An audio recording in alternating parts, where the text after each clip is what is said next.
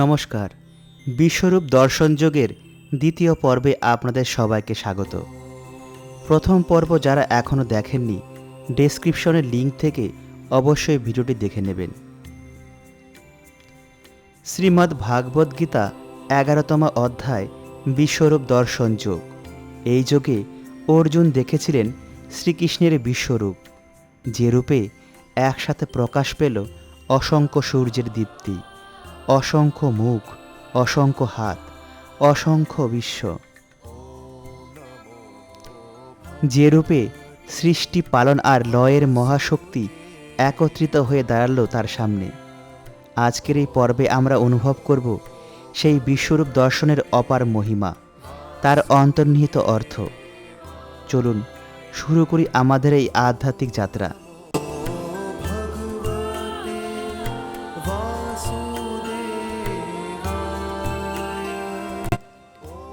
অনেক বাহু উদর বক্ত্র নেত্রম পশ্যামি তাম সর্বত্র অনন্ত রূপম ন অন্তম ন মধ্যম ন পুন তব আদিম পশ্যামি বিশ্বেশ্বর বিশ্বরূপ। শ্রীকৃষ্ণ হচ্ছেন পরম পুরুষোত্তম ভগবান এবং তিনি হচ্ছেন অসীম অনন্ত, তাই তার মধ্যে সব কিছু দর্শন করা যায়। কিরীটিনম গোদীনম চক্রিনম চ তেজরাশিম সর্বত দীপ্তিমন্তম পশ্যামি তাম দুর্নিরীক্ষম সমন্তাত দীপ্ত অনল অর্কদূতিম অপ্রমেয়ম। কিরীট, গদা ও চক্রধারী, সর্বত দীপ্তিমান, তেজপুঞ্জ স্বরূপ, দুর্নিরীক্ষ, প্রদীপ্ত অগ্নি ও সূর্যের মতো প্রভাব বিশিষ্ট এবং অপ্রমেয় স্বরূপ তোমাকে আমি সর্বত্র দেখেছি।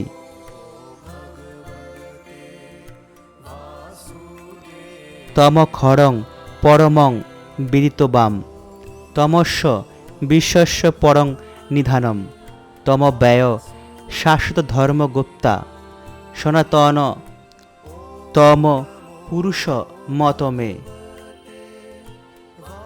তুমি পরম ব্রহ্ম এবং একমাত্র জ্ঞাতব্য, তুমি বিশ্বের পরম আশ্রয় এবং সনাতন ধর্মের রক্ষক, তুমি সনাতন পরমেশ্বর ভগবান, এই আমার অভিমত।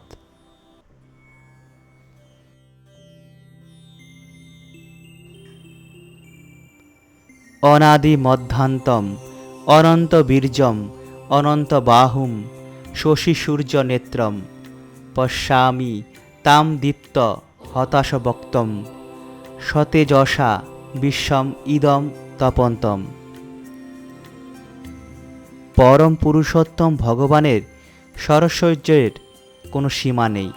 এখানে এবং বহু স্থানে তার পুনরাবৃত্তি করা হয়েছে, কিন্তু শাস্ত্রে বলা হয় যে পরমেশ্বর ভগবান শ্রীকৃষ্ণের কীর্তির পুনরাবৃত্তি করলে তা সাহিত্যিক দুর্বলতা হয় না। বিস্ময়ান্বিত বা আশ্চর্যান্বিত হলে অথবা পুলকিত হলে মানুষ একই কথার বারবার পুনরাবৃত্তি করে, সেটা দূষণীয় নয়।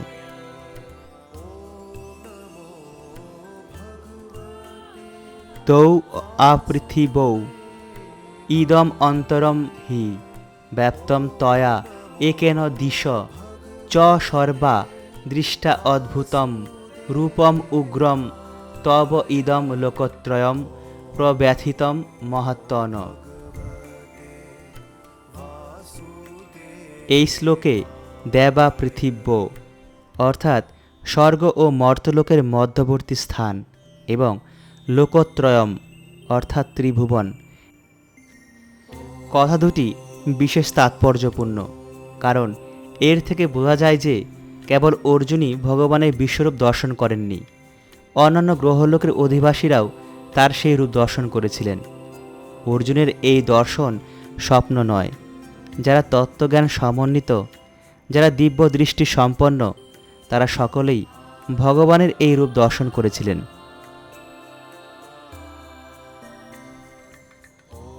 অমিহিতাং সুরসংঘা বিশন্তি কেচিদ ভীতা প্রাঞ্জলয় গৃণন্তি স্বস্তি তুক্তা মহর্ষি সিদ্ধ সংহা স্তুবন্তি তাং স্তুতিভি পুষ্কলাভি।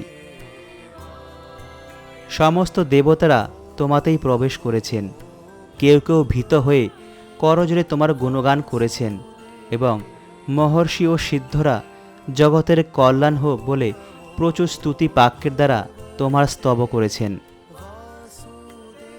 ভগবানের বিশ্বরূপের এই ভয়ঙ্কর প্রকাশ এবং তার প্রচণ্ড জ্যোতি দর্শন করে সমস্ত গ্রহলোকের দেবদেবীরা তার আশ্রয় প্রার্থনা করতে থাকেন।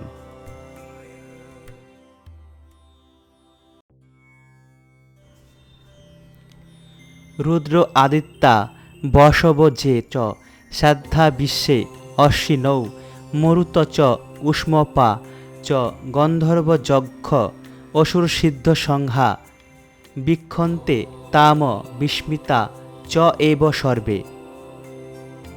রুদ্রগণ, আদিত্যগণ, সাধ্য নামক দেবতারা, বসুগণ, বিশ্বদেবগণ, অশ্বিনী কুমারদ্বয়, মরুদ্গণ, পিতৃগণ, গন্ধর্বগণ, যক্ষগণ, অসুরগণ এবং সিদ্ধগণ সকলেই বিস্মিত হয়ে তোমাকে দর্শন করছে।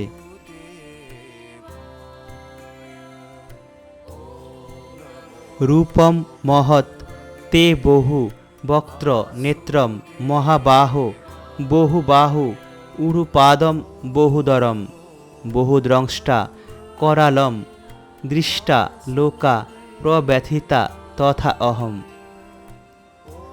हे महाबाहु, बहु मुख बहु चक्षु बहु बाहु बहु उरु बहु चरण और बहु उदर विशिष्ट एवं असंख्य दंते द्वारा भीषण तुम्हार विराट विग्रह दर्शन करे समस्त प्राणी अत्यंत भीत होच्छे एवं आमिও अत्यंत भीत होच्छी।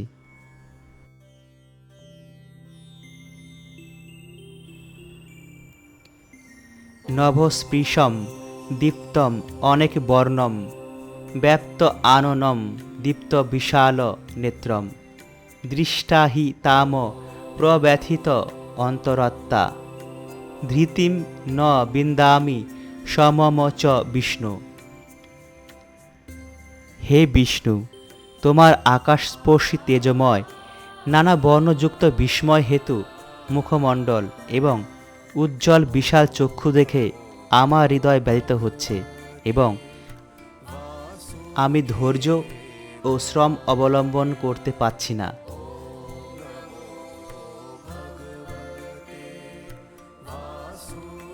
दंष्ट्रा करालानि चते मुखानि दृष्टैव कालानल सन्निभानि दिशो न जाने न लभे च शर्म प्रसीद देवेश जगन्निवास। हे देवेश, भयंकर दीर्घ दन्तयुक्त और प्रलय आग्नितुल्य तोमार मुख सकल देखे आमार दिक भ्रम होच्छे एवं आमी शांति पाচ্ছি ना। हे जगन्निवास, तुमी आमार प्रति प्रसन्न हओ।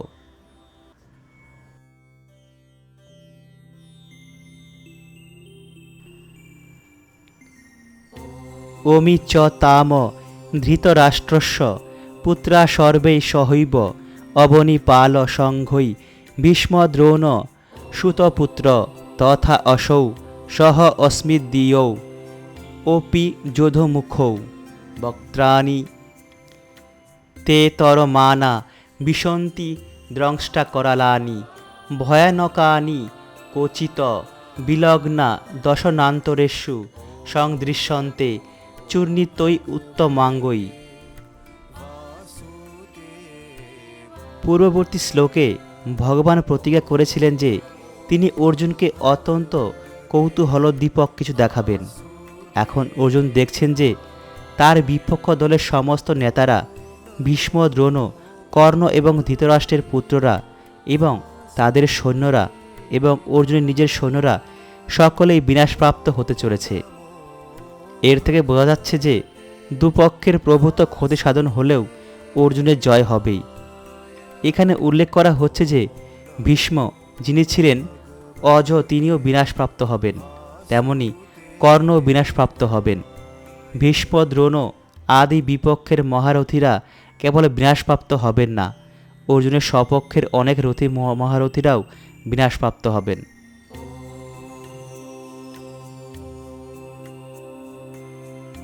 যথা নদীনাম বহব অম্বুবেগা সমুদ্রম এব অভিমুখা দ্রবন্তি তথা তব ঊর্মি নরলোকবীরা বিশন্তি বক্ত্রাণি অভিবিজ্বলন্তি। নদীসমূহ যেমন সমুদ্রাভিমুখে প্রবাহিত হয়ে দ্রুতবেগে সমুদ্রে বিলীন হয়, তেমনি নরলোকের বীরগণ তোমার জ্বলন্ত মুখ বিবরে প্রবেশ করছে।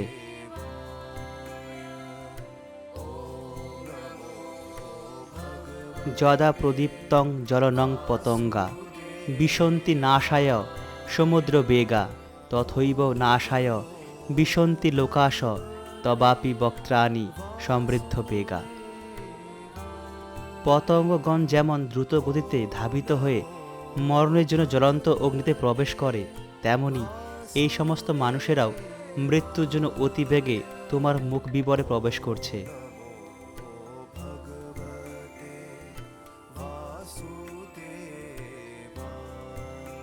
লেলি হসে গ্রসমান সমন্তাত লোকান সমগ্রান বদনৈ জলদ্ভি তেজোভি আপুর্জ জগত সমগ্রম ভাস তব উগ্রা প্রতপন্তি বিষ্ণু। হে বিষ্ণু, তুমি তোমার জ্বলন্ত মুখসমূহের দ্বারা সকল লোককে গ্রাস করছো এবং সমগ্র জগৎকে তোমার তেজরাশির দ্বারা আবৃত করে সন্তপ্ত করছো।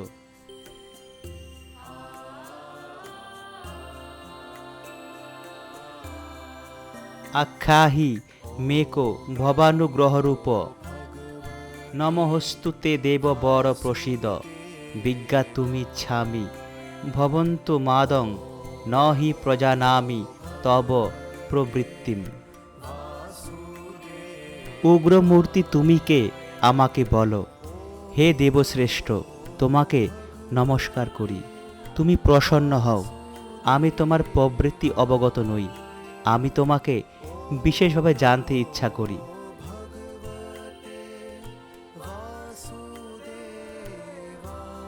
কাল উস্মি লোক ক্ষয়কৃত প্রবৃদ্ধ লোকান সমহর্তুম ইহ প্রবৃত্ত ঋতে হোপি তাম ন ভবিষ্যন্তি সর্বে যে অবস্থিতা প্রত্যনিকেষু যোধা।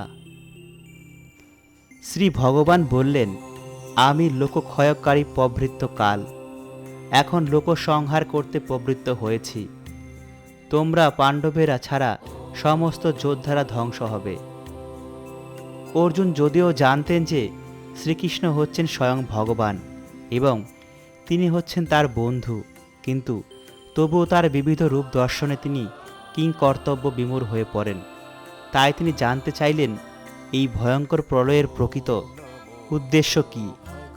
বেদে বলা হয়েছে যে পরম তত্ত্ব ভগবান সব কিছুই বিনাশ করেন, এমনকি ব্রাহ্মণদেরও। কণ্ঠ উপনিষদে বলা হয়েছে কালক্রমে সমস্ত ব্রাহ্মণ, ক্ষত্রিয় এবং অন্য সকলকেই পরমেশ্বর ভগবান গ্রাস করবেন। পরমেশ্বরের এই রূপ সর্বগ্রাসী বিরাট রূপ এবং এখানে তিনি সর্বগ্রাসী কালরূপে নিজেকে প্রকাশ করেন। কয়েকজন পাণ্ডব ব্যতীত সেই যুদ্ধক্ষেত্রে সমবেত সকলকেই ভগবান গ্রাস করবেন। অর্জুন যুদ্ধ করতে চাইছিলেন না। তিনি মনে করেছিলেন যে যুদ্ধ না করাই ভালো হবে, তাহলে কোনো রকম নৈরাশ্য বা বিষাদের সূচনা হবে না। তার উত্তরে ভগবান বললেন যে তিনি যদি যুদ্ধ নাও করেন তবুও সকলের বিনাশ হবে, কারণ সেটাই হচ্ছে তার পরিকল্পনা। অর্জুন যদি যুদ্ধ নাও করেন তাহলে অন্য কোনোভাবে তাদের মৃত্যু হবে। মৃত্যুকে রোধ করা যাবে না। এমনকি অর্জুন যদি যুদ্ধ না করেন তবুও মৃত্যু অবশ্যম্ভাবী। প্রকৃতপক্ষে তাদের সকলেরই মৃত্যু হয়ে গিয়েছিল। সময় সর্বগ্রাসী সংহারক। পরমেশ্বর ভগবানের ইচ্ছার প্রভাবেই সব কিছু বিনাশপ্রাপ্ত হয়। সেটাই হচ্ছে প্রকৃতির নিয়ম।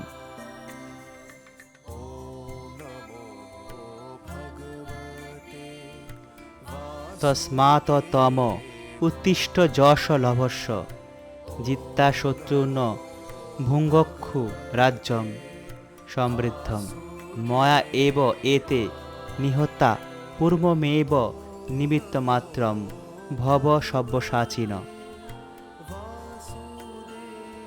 অর্জুনের একটি নাম সব্যসাচী।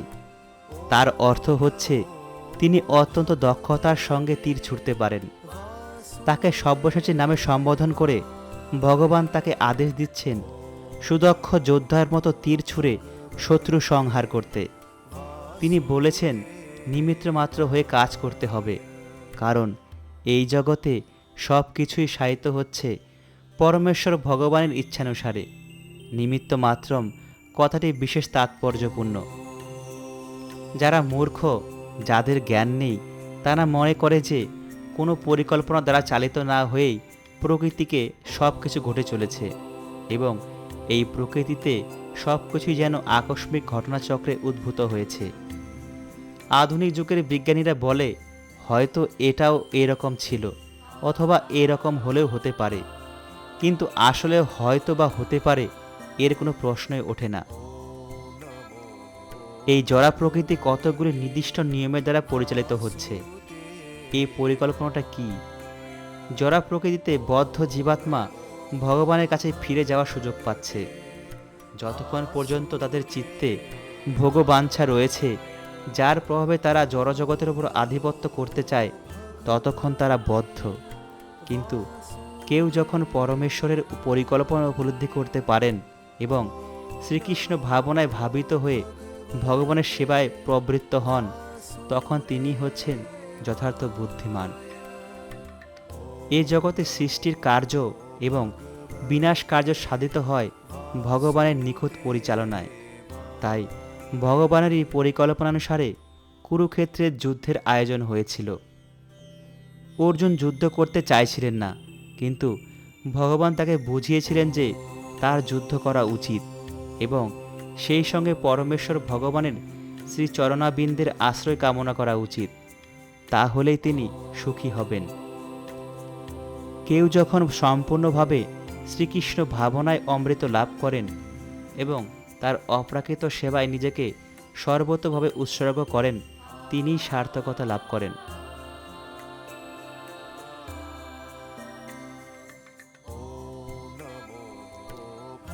দ্রোণম চ ভীষ্মম চ জয়দ্রথম চ কর্ণম তথা অন্যান্য অপি যোধবীরান ময়া হতান তম জোহি মা ব্যথিষ্ঠা যুদ্ধত্ব জিতাশি রণে শপথনান। পরম পুরুষোত্তম ভগবানের ইচ্ছানুসারেই সব কিছু সাধিত হয়, কিন্তু তার ভক্তদের প্রতি তিনি অত্যন্ত করুণাময়। তিনি এত করুণাময় যে তার ইচ্ছানুসারে তারা যখন পরিকল্পনার রূপদান করেন, তখন তার সমস্ত কৃতিত্ব তিনি তাদেরই দিতে চান। অতএব প্রতিটি মানুষই ভগবান শ্রীকৃষ্ণের সেবায় নিযুক্ত হতে পারেন এবং সদ্গুরুর মাধ্যমে পরম পুরুষোত্তম ভগবত তত্ত্বজ্ঞান লাভ করতে পারেন।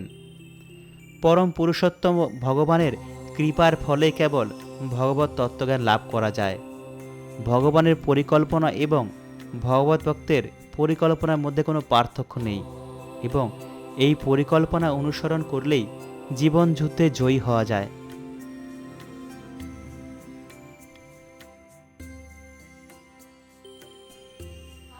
এতদ শ্রুত্বা বচনম কেশবস্য কৃতাঞ্জলি বেপমান কিরীটি নমস্কৃতা ভুব এব আহ কৃষ্ণম সগদ্গদম ভীত ভীত প্রণম্য। আমরা আগেই বিশ্লেষণ করেছি পরম পুরুষোত্তম ভগবানের বিশ্বরূপের প্রভাবে যে পরিস্থিতির সৃষ্টি হয়, তাতে অর্জুন বিস্ময় বিমোহিত হয়ে পড়েন। তাই তিনি কৃতাঞ্জলি পুটে বারবার শ্রীকৃষ্ণকে প্রণাম করতে থাকেন এবং গদগদ স্বরে তা স্তব করতে থাকেন। শ্রীকৃষ্ণের প্রতি অর্জুনের এই ব্যবহার সক্ষরসের অভিব্যক্তি নয়, তা হচ্ছে বিস্ময় আন্বিত ভক্তের ব্যবহার।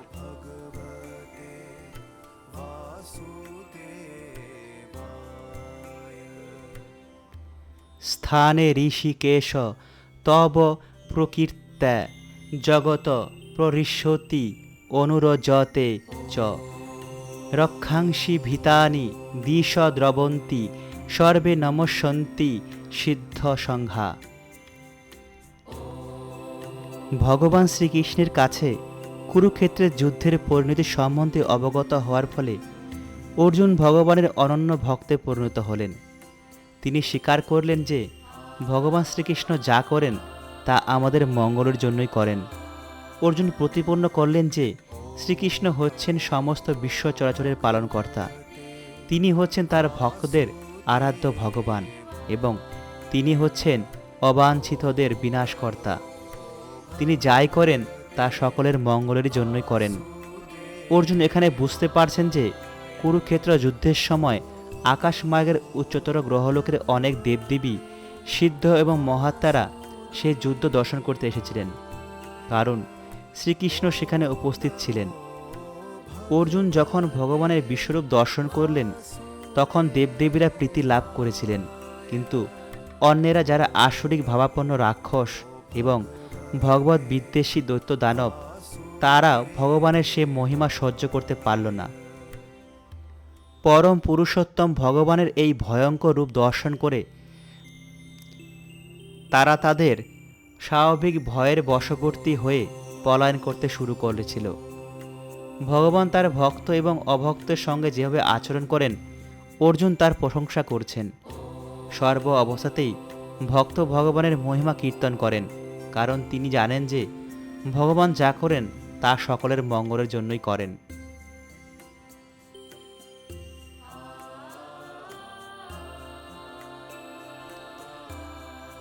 কস্মাৎ চ তে ন নমেরন মহাত্তন গরিয়সে ব্রহ্মণ্য ওপি আদি করতে অনন্ত দেবেশ জগন্নিবাস তম অক্ষরম সদসৎ তৎপরম যৎ। এভাবে প্রণাম করার মাধ্যমে অর্জুন বুঝিয়ে দিচ্ছেন যে শ্রীকৃষ্ণ সকলের পূজনীয়, তিনি সর্বব্যাপ্ত এবং তিনি সকল আত্মার পরমাত্মা। অর্জুন এখানে শ্রীকৃষ্ণকে মহাত্মা বলে সম্বোধন করছেন, যার অর্থ হচ্ছে তিনি সবচেয়ে মহান এবং তিনি অনন্ত। অনন্ত বলতে বোঝাচ্ছে যে এমন কিছুই নেই যা ভগবানের শক্তির এবং ভগবানের প্রভাবের দ্বারা আচ্ছাদিত নয়। দেবেশ কথাটির অর্থ হচ্ছে তিনি হচ্ছেন সমস্ত দেবতাদের ঈশ্বর এবং তাদের সকলের ঊর্ধ্বে। তিনি হচ্ছেন সমস্ত বিশ্ব চরাচরের আশ্রয়। অর্জুন এটাও বুঝতে পেরেছিলেন যে সমস্ত সিদ্ধ মহাপুরুষ এবং অত্যন্ত শক্তিশালী দেবদেবীরা যে ভগবানকে তাদের সশ্রদ্ধ প্রণাম নিবেদন করছিলেন তা খুবই স্বাভাবিক, কারণ তার চেয়ে বড় আর কেউ নেই। তিনি বিশেষভাবে উল্লেখ করেছেন যে শ্রীকৃষ্ণ ব্রহ্মার চেয়েও বড়, কারণ ব্রহ্মা তার সৃষ্ট। ব্রহ্মার জন্ম হয় গর্ভদোষায়ী বিষ্ণুর নাভিপদ্ম থেকে উদ্গত কমলের মধ্যে এবং গর্ভদোষায়ী বিষ্ণু হচ্ছেন শ্রীকৃষ্ণেরই অংশপ্রকাশ। তাই ব্রহ্মা এবং শিব, যিনি ব্রহ্মা থেকে উদ্ভূত হয়েছেন, এবং সমগ্র দেবদেবীরা শ্রদ্ধাবনত চিত্তে ভগবানকে অবশ্যই প্রণাম জানাবেন। শ্রীমদ্ ভাগবতে বলা হয়েছে ভগবান শ্রীকৃষ্ণ ব্রহ্মা, শিব আদি সমস্ত দেবদেবীদের পূজনীয়। এখানে অক্ষর কথাটি খুবই তাৎপর্যপূর্ণ, কারণ এই জড়জগতের বিনাশ অবশ্যম্ভাবী, কিন্তু ভগবান এই জড়া সৃষ্টির অতীত। তিনি হচ্ছেন সর্বকারণের পরম কারণ। তাই তিনি এই জগতের সমস্ত বদ্ধ জীব এবং এমনকি এই জড়া সৃষ্টির থেকেও গরিয়ান। তাই তিনি পরমেশ্বর ভগবান।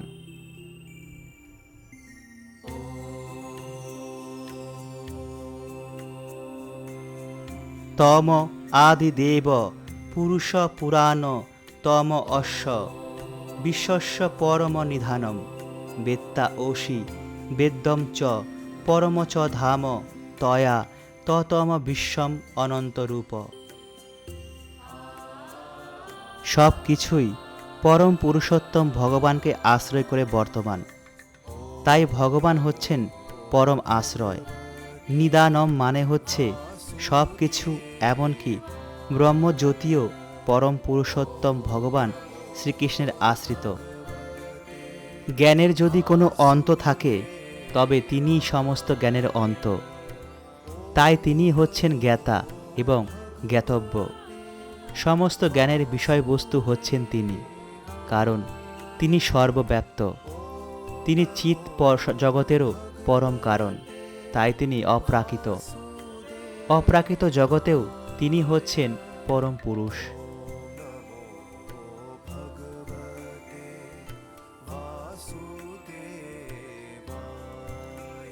বায়ু যম অগ্নি বরুণ শশাঙ্ক প্রজাপতি তম প্রপিতামহ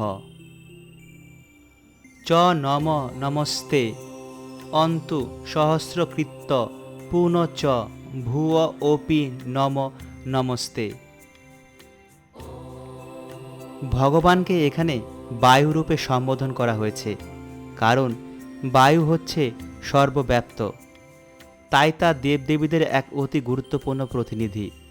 অর্জুনও শ্রীকৃষ্ণকে পিতামহ বলে সম্বোধন করছেন, কারণ তিনি ব্রহ্মাণ্ডের প্রথম সৃষ্ট জীব ব্রহ্মার পিতা।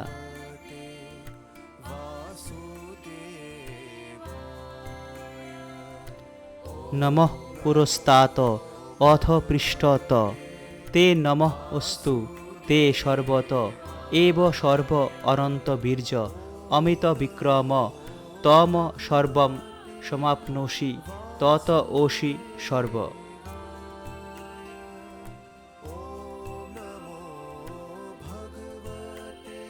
ভগবত প্রেমানন্দে বিহ্বল হয়ে অর্জুন তার বন্ধু শ্রীকৃষ্ণকে সব দিক থেকে প্রণাম নিবেদন করছেন। অর্জুন বুঝতে পেরেছেন যে শ্রীকৃষ্ণই হচ্ছেন সমস্ত শক্তির উৎস। তিনি অনন্ত বীর্য, তিনি উরুক্রম। এই যুদ্ধক্ষেত্রে সমবেত সমস্ত রথী মহারথীদের শক্তির থেকে তার শক্তি অনেক অনেক গুণ বেশি। বিষ্ণু পুরাণে বলা হয়েছে, হে পরম পুরুষোত্তম ভগবান, যেই তোমার সামনে আসুক, তা সে দেবতাই হোক, সে তোমারই সৃষ্ট।